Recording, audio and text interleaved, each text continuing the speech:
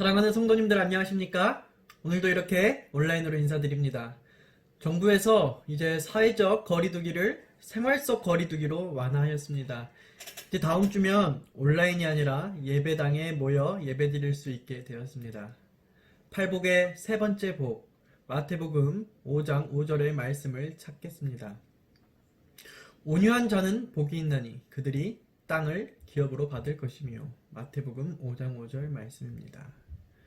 오늘은 이 본문 말씀을 가지고 온유한 자들에 대한 바른 개념을 확립하는 시간을 갖도록 하겠습니다.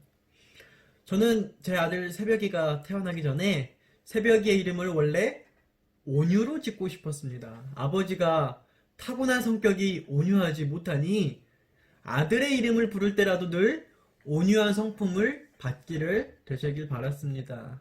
아니 그런데 제 친구가 저보다 조금 먼저 아들을 낳았는데 이름을 온유라고 지었어요. 그래서 저희가 온유라고 똑같이 지을 수는 없고, 대신 새벽잠이 많아 하나님과의 교통시간이 문제가 생기니 아들을 보면서 새벽에 깨어나자 라는 의미로 새벽이로 이름을 지었습니다. 원래는 지온유로 짓기를 바랬습니다.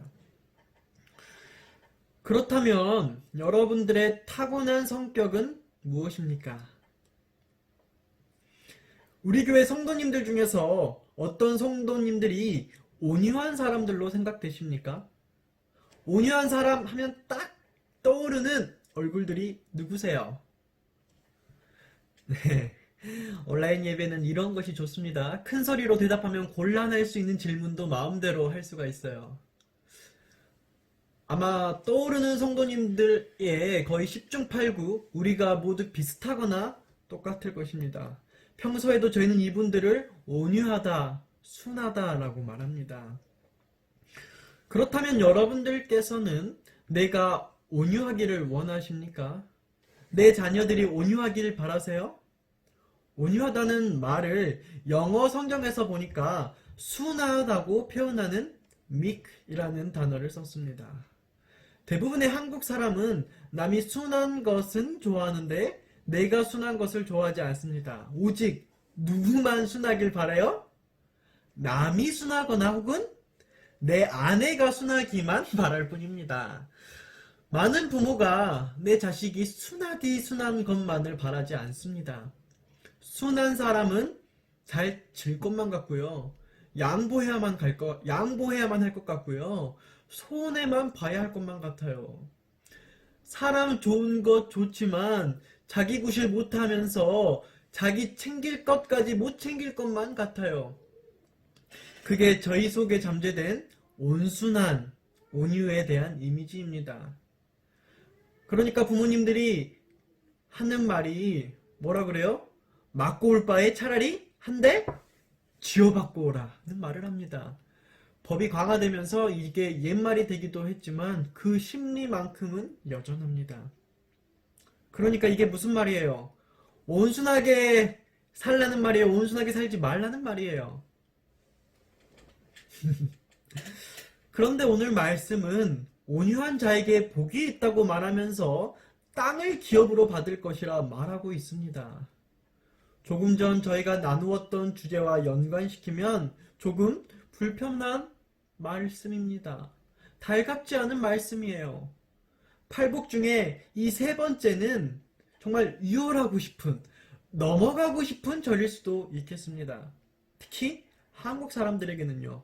안 그래도 조선 사람들 땅에 민감한데 거기에 온유하라고 하니 이 말씀은 이해하고 싶지 않은 성경 구절 중에 하나일지 모르겠다고 장난처럼 생각이 들기도 했습니다.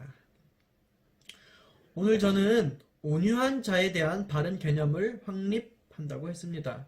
물론 본문 말씀에서 말하는 온유한 자는 저희가 생각하는 그러한 온유가 아닙니다. 선천적으로 우리가 가지고 태어나는 성격 정도의 온유가 아닙니다. 물론 그것도 온유입니다만 그것 가지고는 땅을 기업으로 받을 수가 없습니다. 이것은 후천적으로 갖게 되는 온유인데 심령이 가난한 자들에게 그리고 심령이 애통한 자들에게 성령님께서 형성시켜 주시는 품성이 바로 온유입니다. 이것은 통제되고 균형 있으며 절제된 품성입니다. 이러한 품성을 갖게 된 자가 바로 온유한 자입니다. 요즘 젊은이들에게, 현대인들에게 나 오늘 플렉스 했지 뭐야? 라는 말이 유행어라고 합니다.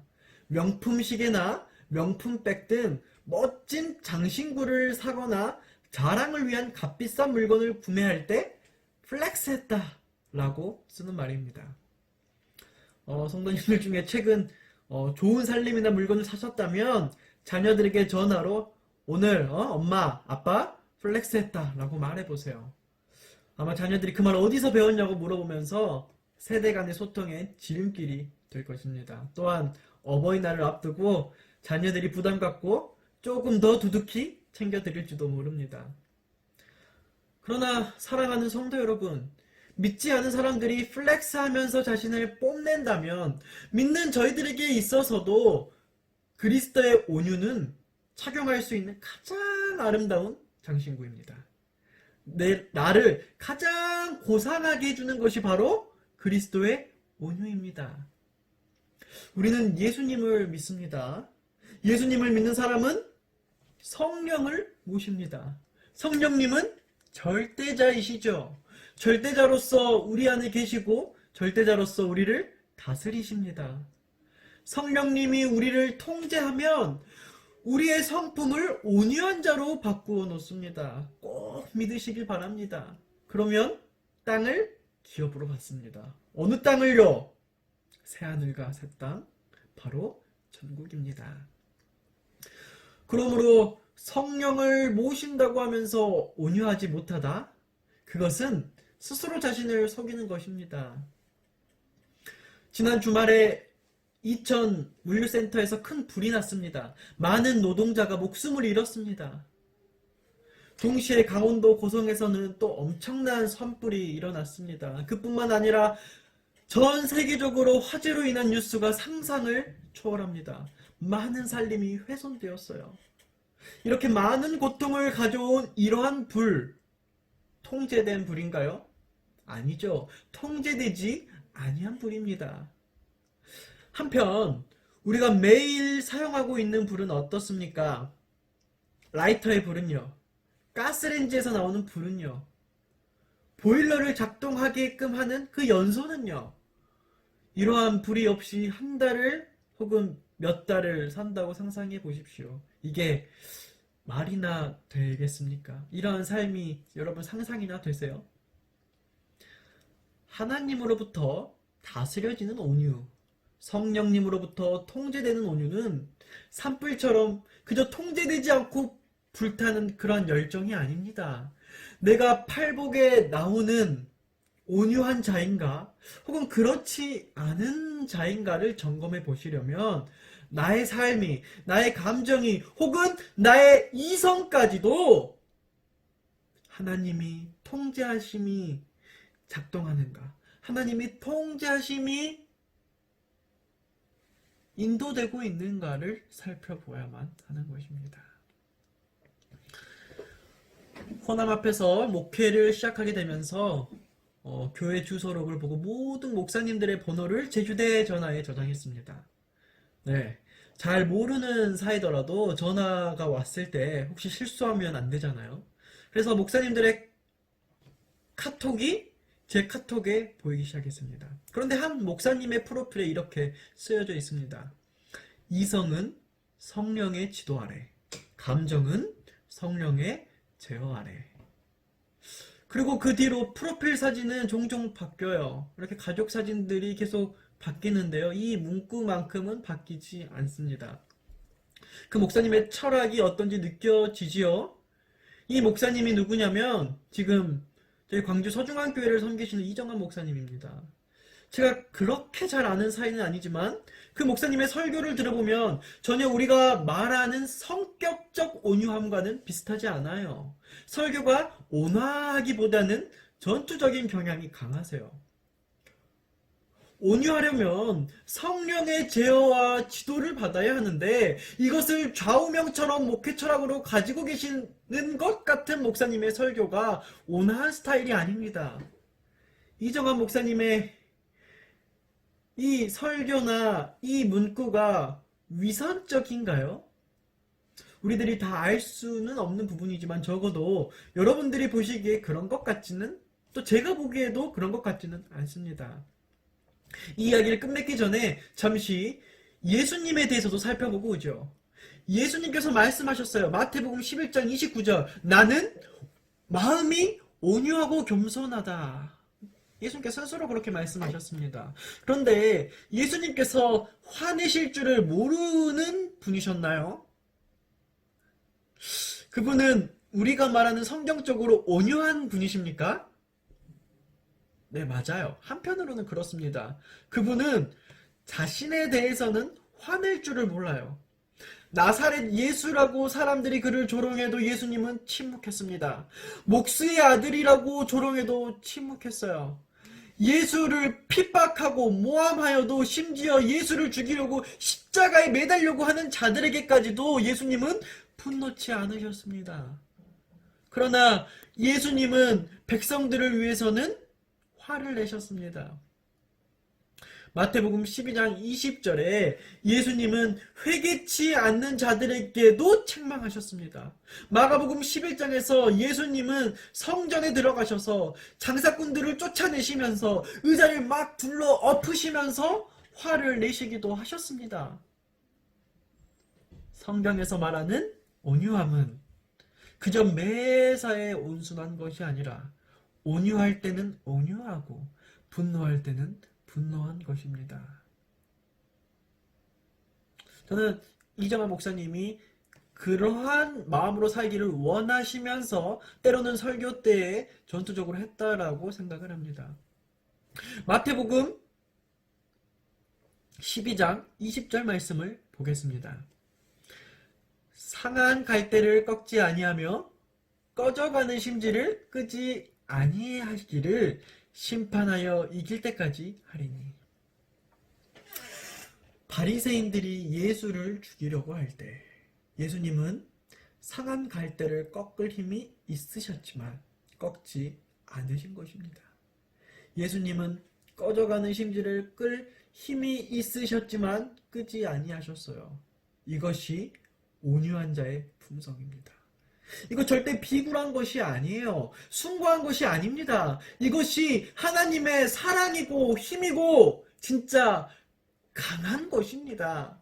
세상에서 말하는 속된 말로 찌질함 혹은 나약함, 그것이 예수님의 모습이 아니라는 것입니다. 그들이 침뱉고 채찍질 하더라도 예수님께서 그러한 고통을 당하신다 할지라도 그것을 구별해서 볼 수 있는 눈이 있어야, 그것을 구별해서 나에게 다가와 행동할 수 있어야 우리가 이 세상에서 하나님께 그리고 사람들 앞에 온유한 자가 될 것입니다.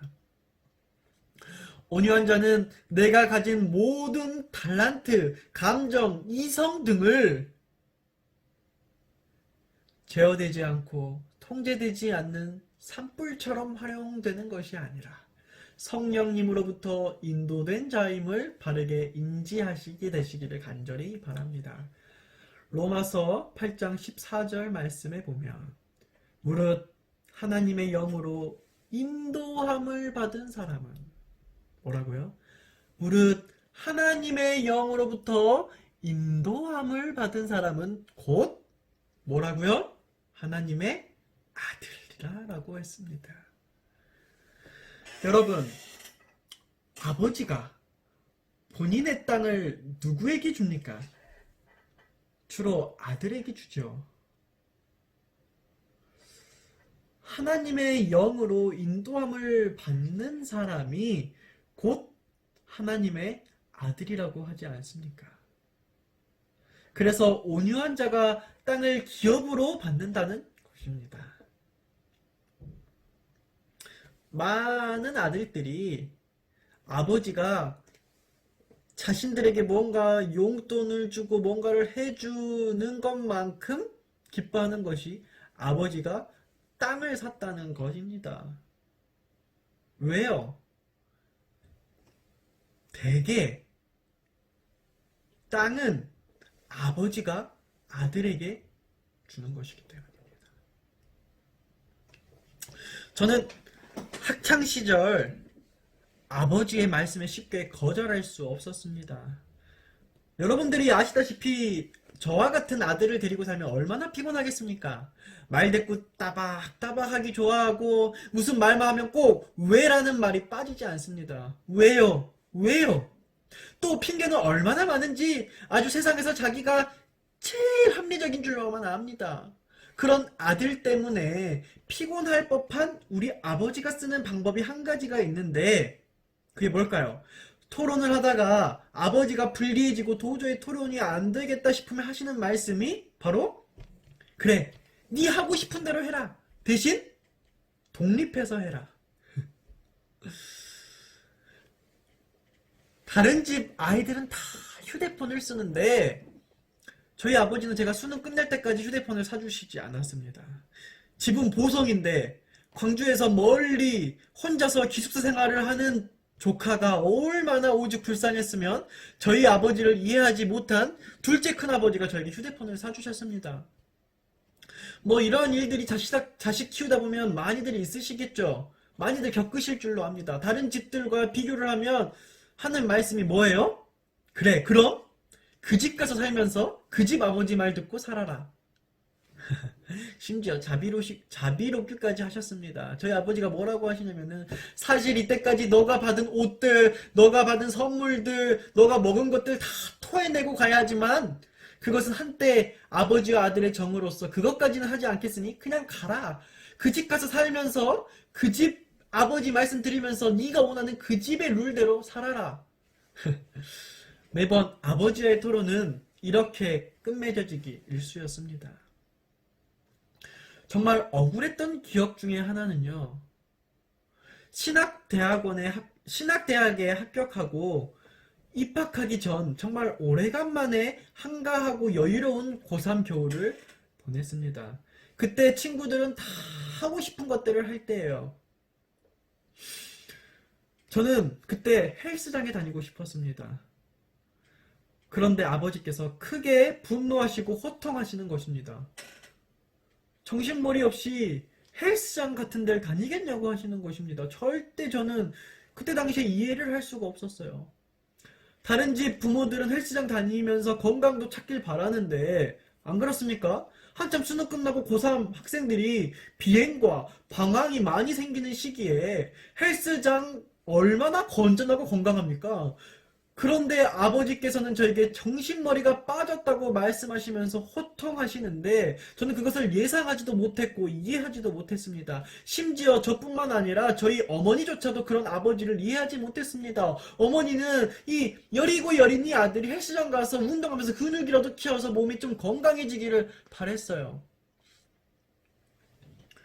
이 얼마나 억울하고 따지고 싶겠습니까마는 이번에도 역시 대학 입학금과 등록금이라는 무지무지한 벽을 앞두고 저는 독립할 수 없었기에 어쩔 수 없이 저는 헬스장에 다니지 못했습니다.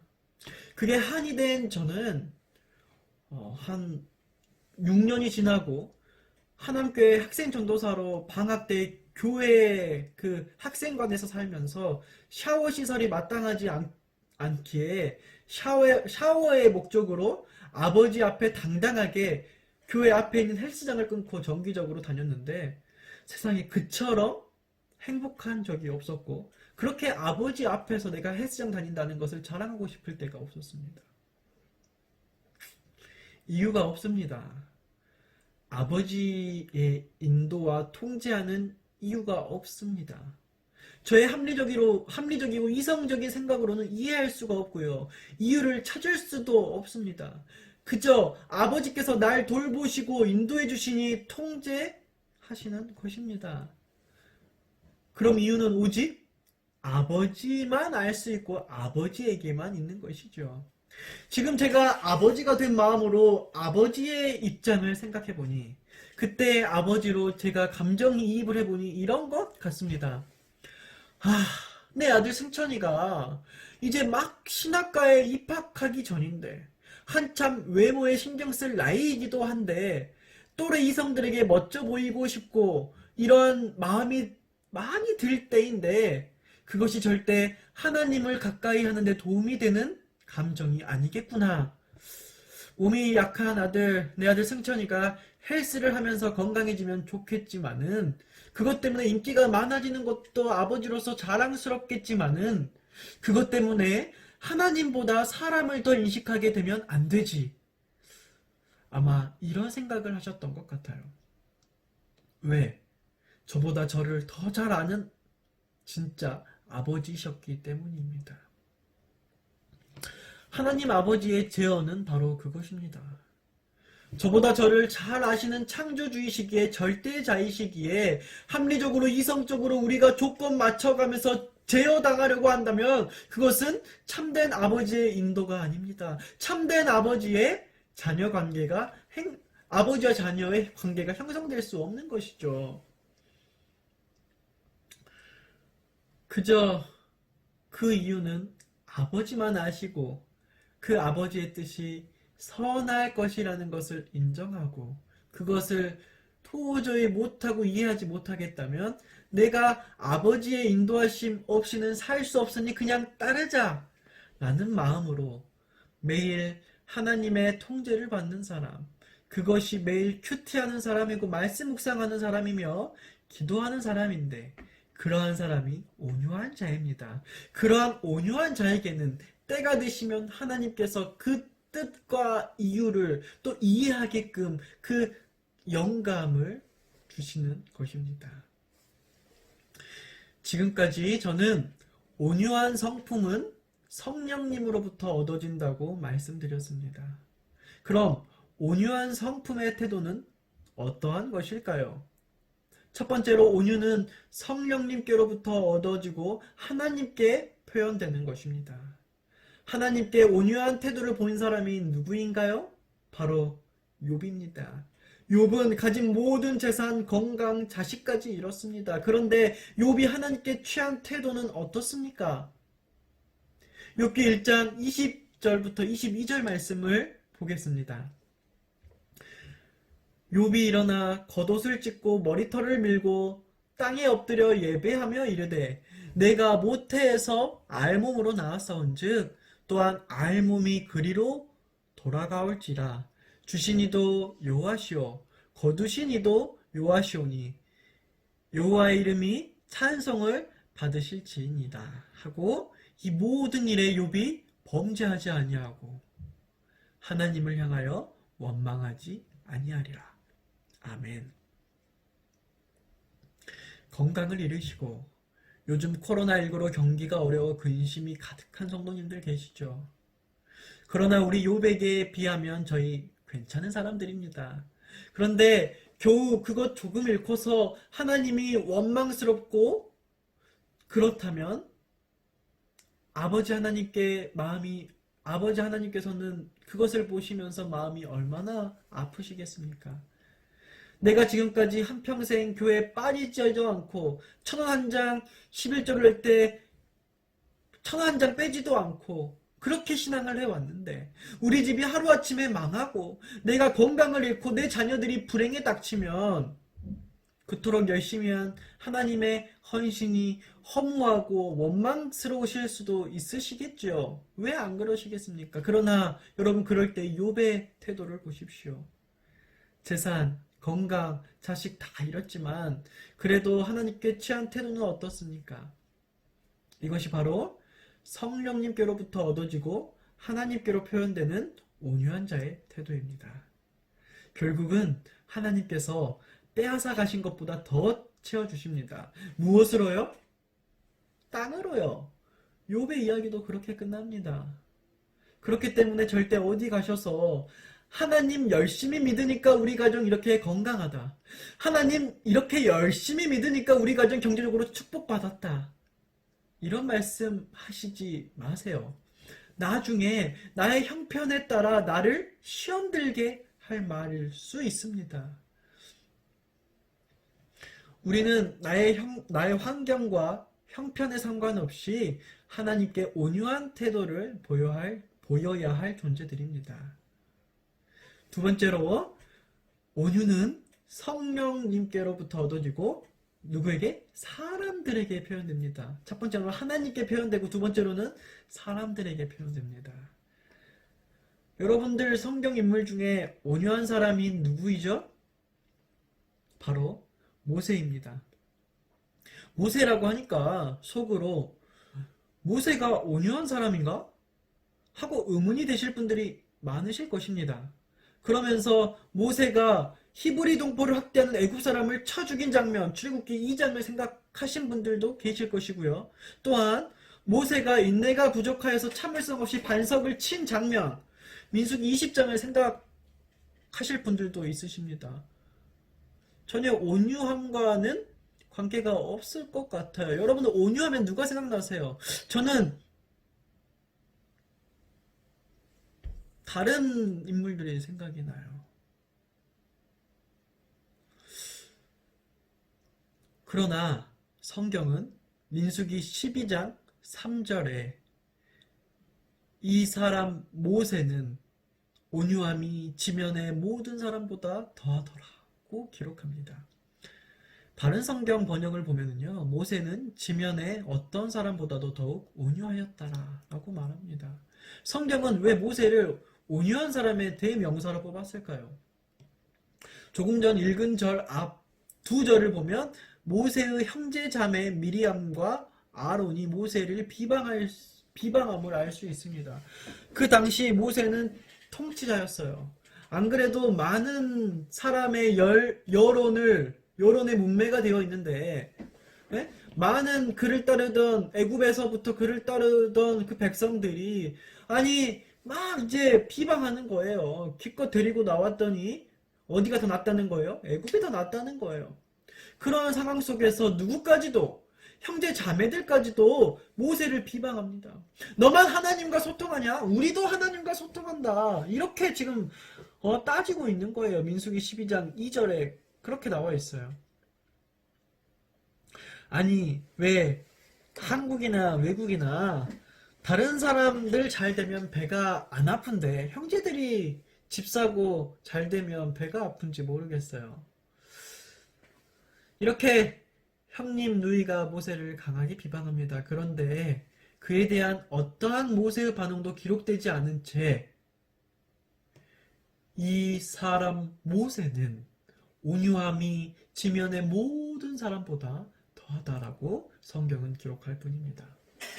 사랑하는 성도 여러분, 온유함은 하나님뿐만 아니라 우리의 이웃들에게도 표현되어야 합니다. 우리들의 가족들에게도 표현되어야 해요. 우리들의 친구들에게도 표현되어야 합니다. 정말 억울하게 나를 비방하는 그 사람들, 나를 못 잡아먹어서 안달인 그 암흑의 땡땡이 다들 있으시죠? 저도 있어요. 그들에게 어떤 태도를 취해야 하는지 앞서서 예수님의 삶을 통해서 저희들 알 수 있지 않습니까? 모세가 보여주지 아니하였습니까? 스스로 온유함을 갖지 못합니다. 오늘 저와 여러분들이 나누는 온유함은 선천적인 성격적의 온유함이 아닌 성령님으로부터 인도받은 온유함입니다. 그래서 내가 하는 것이 아니라 성령님이 내 안에 내재하도록 우리가 오늘도 말씀과 기도로 무장해야 되는 것입니다.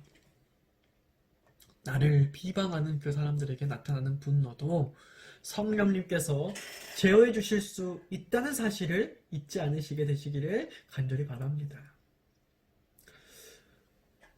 하나님에 대한 나의 온유함은 그래도 통제하는 분들이 많으실 줄 압니다. 우리 재림교인들은요, 특별히 하나님과의 관계는 잘 훈련되어 있는 경우가 많습니다. 이거 참 굉장히 훌륭한 부분이에요. 그러나 한편으로는 참 어려운 것이 육신의 몸으로 세상을 살아가기 때문에 우리는 사람에 대한 온유함은 통제되는 것이 참 어려워들 하십니다. 이것이 균형져야 해요. 하나님께서는 충성적인데 사람들에게는 아주 많이 욕먹는 삶을 살면은 그것은 좌로 혹은 우로 치우치게 된 것입니다. 저 역시도 목회자이지만 육신의 정욕을 가지고 살고 있기에 정말 똑같습니다. 그렇습니다. 나름대로 열심히 있게 살아가는 저지만 저에게 누군가 비방하는 목소리나 혹은 그런 눈초리가 보여진다면 저는 그것을 견딜 수가 없을 때가 많습니다. 이것도 또한 저희가 훈련해야 될 부분입니다. 온유는 갈라디아서 5장 22절에 나오는 성령의 열매 중 하나이기 때문입니다. 또한 이웃들에게, 가족들에게, 친구들에게 아무리 좋은 의도가 담긴 말일지라 할지라도 그 말을 성령님을 통해서 표현해야 합니다. 좋은 의도가 담긴 말들이라고 그렇게 그냥 그저 합리화한 상태로 내 감정을 다 담아서 전하는 것, 그것은 온유한 자의 태도가 아닙니다. 직원회 때 종종 사탄으로부터 저 자신을 보호하지 못하고 성령님이 잠깐 떠나가시면 제가 저도 모르게 막 이런저런 말들을 감정적으로 할 때가 있습니다. 틀린 말이 없어요. 하나님의 말씀이에요. 아주 선한 의도임을 모두가 다 알 것으로 생각합니다. 그러나 집에 들어오고 나서 하나님 앞에 홀로 서면 제 마음이 참 괴로워요. 그리고 후회합니다. 그리고 하나님께서 고쳐주셔요. 그래서 종종 직원들께 제가 용서를 뒤로 편지나 문자로나 연락을 통해서 할 때가 있죠. 이것이 바로 좋은 말과 선한 의도도 하나님을 통하지 않고 내 감정을 통해서만 말하면 안 됨을 나타내는 분명한 예시입니다. 여러분들 잘 따라하고 계시죠? 처음에 온유한 자에 대한 바른 개념을 확립하려면 이것은 우리가 생각하는 선천적인 성격이라는 편견을 버려야 한다고 했습니다. 이것은 내가 가질 수 없는 절대자로부터 부여받은 성품이기 때문입니다. 사랑하는 성도 여러분, 성령님으로부터 선물 받은 제어되고 통제된 성품은 온유입니다. 그러면 그 다음 그 온유한 자가 하나님께 표현해야 할 태도는 하나님께 욥과 같은 태도를 보이는 것입니다. 재산, 건강, 자식, 자랑 이런 거 다 필요 없어요. 자랑스러워할 필요가 없습니다. 우리는 아무것도 남지 않고 없어지는 빈 털터리가 되더라도 하나님께 경애를 표현할 수 있음을 자랑하는 자들이 되시기를 간절히 바랍니다. 자랑하는 자는 주 안에서 자랑할지니라. 아멘. 할렐루야. 사랑하는 성도 여러분, 마지막으로 온유라는 성품은 성령님께로부터 얻어지고 그것이 이웃에게도 표현되어야 합니다. 오늘은 어린이날이고 금요일은 어버이날입니다. 가정의 달, 가정의 주를 맞이하여 가정에 한번 오늘의 말씀을 적용해 보겠습니다. 분노라는 감정은요, 참 교활하게도 하나님이나 자기 자신보다는 가장 가까운 사람에게 표현되기 쉬운 것 같습니다.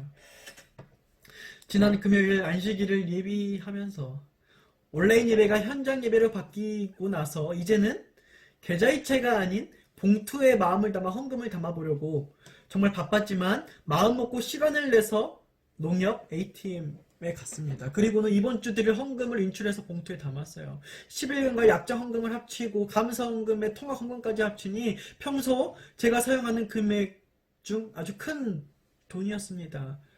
그리고 차에 타서 수납함에 두었는데 그것을 자꾸 새벽이가 만지작 하는 것입니다. 그래서 제가 그 돈 봉투를요, 헌금 봉투를 운전석, 그 햇빛 가리개 뭔지 아시죠? 그 사이에 끼워 넣었어요. 그리고는 그것을 잊어버렸어요. 이제 나온 김에 여러 가지 일들을 보고 이곳도 가고 저곳도 간 다음에 이제 집에 들어가려고 하는데 찾아 나온 헌금 봉투를 찾아보니 그것이 보이지 않는 것입니다. 갑자기 제 심장이 쿵쾅쿵쾅 거리기 시작했어요. 이것 하나님의 것인데 이게 어디 갔지? 분명히 여기 있어야 되는데 아무리 찾아봐도 그 차에 헌금 봉투가 보이지 않는 것입니다. 그리고는 새벽이가 그것을 만지작하는 장면만 생각이 나고 제가 그것을 어디에 두었는지는 그 중요한 부분이 생각이 나지를 않는 것이에요. 그리고 혼자서 이 새벽이에게 감정이입을 해서 상상을 하는데 새벽이가 봉투를 만지작 하니까 그것을 제가 운전석 쪽 차 문 수납함 여러분들 상상되시나요? 그 수납함에 제가 그 헌금 봉투를 옮겨 놓았어요. 이것은 제 상상이에요. 그리고 한참이 지나서 저희 집사람이 저기 마트에 다녀올 때 더우니까 새벽이를 제 운전석 쪽으로 데리고 와서 무릎 위에 앉혔어요. 그리고 날씨가 더워서 창문을 열고 차 문도 잠깐 열었다 닫았다 하는데 제가 상상이지만 그것을 확신하기를. 왜냐하면 호주머니와 차에는 아무리 찾아봐도 헌금 봉투가 나오질 않으니까. 새벽이가 내가 못 볼 때에, 내가 한눈을 팔 때에 그 헌금 봉투를 잡아서 창문 밖으로 던졌거나 혹은 창문 밖으로 떨어뜨렸구나. 제가 이렇게 확신하게 된 거예요. 그리고는 제가 그렇게 사랑하고 아끼는 제 아들 새벽이에게 남들이 제 아들을 해치겠다고 하면은 제가 그것을 몸을 던져서라도 막을 의향이 있는 그런 사랑하는 아들에게 아직은 말도 알아듣지 못하는 그 8개월밖에 안 된 아들에게 제가 호통을 치는 것입니다. 주새벽! 아빠가 가만히 있으랬지. 너는 이제 차에 타면은 이 앞에 절대 못 오게 하고 카시트에만 뒤에만 있게 할 거야. 알겠어? 진짜. 그리고 돌아다녔던 길들을 막 다시 제가 다녔던 동선을 타면서 가보고 그 헌금 봉투가 길가에 떨어져 있나 찾는데 제 마음속에 흥분이 가라앉지 않게 되는 것입니다. 그런데 그렇게 헌금 봉투를 못 찾고 집에 거의 도착할 때쯤 갑자기 잊혀졌던 기억이 되살아났습니다. 제가 봉투를 어디에다 둔 게 기억이 났어요? 네. 그 운전석, 그 햇빛 가르게, 그 열러서, 거기 그 사이. 제가 얼마나 큰 충격에 빠진 줄 모릅니다. 제가 감정적으로 제어되지 못하니까, 제가 가장 사랑하는 아들, 말도 알아듣지 못한 아들에게 화풀이를 했던 것이에요. 제 아내 옆에서 제가 얼굴을 들 수가 없었습니다. 평소 이러한 비슷한 일들로 저희 집사람들에게 화풀이를 자주 하곤 합니다. 근데 이제는 그것도 모자라서 말귀를 알아듣지 못하는 8개월 아들에게 그 못된 짓을 한 것입니다. 감정이 제어되지 못할 땐 이 큰 죄를 짓다가 이성을 찾으니까 이제 그게 죄인지 느껴지는 것이죠. 그러나 이미 늦었습니다. 아직 소통이 안 되는 이 아이에게 제가 사과를 한들 알아듣겠습니까? 사과했는데 정말 이제 알아들었으면 좋겠습니다. 오히려 제 마음을 아프게 하는 것은 제가 화를 낼 때는 잔뜩이나 쫄아서 그 분위기 속에 웃지도 못하고 눈치만 보고 있던 아들이 제가 그 헌금 봉투를 찾고 돈을 찾고 마음이 놓여서 기분이 좋아지고 표정이 웃기 시작하니까 그 아들이 따라 웃는 거예요. 정말 제 마음이 찢어졌습니다. 사랑하는 성도 여러분, 온유한 자는 복이 있나니 그들이 땅을 기업으로 받을 것임이라고 했습니다. 이것을 다른 성경으로 보면 땅을 상속받는다고 했습니다. 상속받는다는 것은 싸워서 갖게 되는 것이 아닙니다. 유산으로 받게 되는 것이에요. 옛날 중세시대에는 싸워서 땅을 가진 자들이 승리자가 되었습니다. 알렉산더 대왕이 그 일화로 유명하죠. 하지만 온유한 자는 싸우지 않고도 땅을 가질 수가 있습니다. 온유한 자는 싸우지 않고 승리하게 되는 것입니다. 우리말 속담을 빌리면 손 안 대고 뭐 하는 거예요? 코 푸는 거예요. 노하기를 더디하는 자는 뭐보다 낫고 용사보다 낫고 자기의 마음을 다스리는 자는 성을 빼앗는 자보다 낫다고 잠언은 교육하고 있습니다. 여러분들 제일 먼저 가정에서 온유하게 되시기를 간절히 바랍니다. 자비롭고 은혜롭고 표정과 그 목소리로 여러분들 가정에 있는 사랑하는 친구들과 내 아내와 남편과 자녀들과 모든 사람들에게 온유한 자가 되시기를 간절히 바랍니다. 온유한 자는 아내를 땅으로 얻을 것이라고 했습니다. 온유한 자는 남편이라는 땅을 얻을 것입니다. 온유한 자는 또 자녀라는 땅을 얻을 것입니다. 그것보다 행복한 것이 어디 있겠습니까? 가족관계가 깨어지는 현대의 삶 속에 살아가는 저와 여러분들에게 아내를 얻고 남편을 얻고 자녀를 얻는 것 같이 행복한 것이 어디 있겠어요? 온유한 자들은 이런 것들을 다 얻습니다. 그렇게 가정이라는 땅을 얻었다면 온유한 자는 행복이라는 땅을 얻을 것입니다. 온유한 자는 성경의 치유라는 땅을 얻을 것입니다. 이것이 온유한 자에 대한 바른 견해이고 이것이 하나님께서 저희에게 주시겠다고 하는 복입니다. 2020년 가정의 달 5월에 여러분 모든 가정에 온유의 복이 충만해지기를 간절히 바랍니다. 집안의 불화가 어디 나쁜 것으로부터 시작되던가요? 어디 도둑질을 가르칩니까? 저희 가정에서 어디 다른 악한 것들이 집에 들어오길 저희들이 바란 적이 있습니까? 좋은 말, 좋은 의도로 시작되는데 그 감정이라는 녀석이 성령님으로부터 통제되지 않으면 그것이 그렇게 큰 문제가 되고 죄가 되는 것이에요. 반드시 어떤 것이든 하나님의 그릇을 통해서만 전달되고 표현되는 여러분들의 삶이 되시기를 간절히 바랍니다. 이 온유한 자라는 우리 헬라어는 그 뜻을 이해해보면 길들여지지 않는 야생동물을 길들이는 것이라고 합니다. 옛날 중세시대에 그 땅을 차지하기 위해서 전쟁을 할 때예요. 그 전쟁에 임하는 용사들이 말을 집에서 잘 길들인 말을 쓰지 않는다고 합니다. 야생에 있는 말들을 길들여서 쓰는 거 왜요? 집에서 길들이는 그냥 태생적으로 온유한 사람들은요, 전쟁에서 화살 속에서 그 도망가고 아주 전쟁을 할 수가 없어요. 그러나 야생마 속에서 아주 사람과는 같이 할 수 없는 그 야생 동물들이 사람의 손에 길들여질 때 그 무서운 칼과 활을 뚫으면서 피를 맛보면서 전쟁에 함께하는 것입니다. 우리들이 그토록 마음에 들지 않는 교회 누구 아무개 혹 그들이 우리들의 온유와 하나님의 그 길들임으로 잘 온유된다면, 그리고 혹은 나의 그러한 마음이 하나님으로 잘 길들여진다면 얼마나 이 영적 싸움을 하고 있는 오늘날 하나님의 사명을 감당할 수 있는 훌륭한 주님의 자녀가 되지 않겠습니까? 세상에 나쁜 개는 없다 라는 그 프로그램을 보시면 여러분들 아시겠지만 주인도 물고 그 통제되지 않는 개가 그 전문가의 손에 그렇게 아주 복잡하진 않아요. 단순하게 훈련되고 길들여질 때 정말 짜고 한 것만 같은, 그럼 어떻게 그 야생동물과 짜고 하겠어요.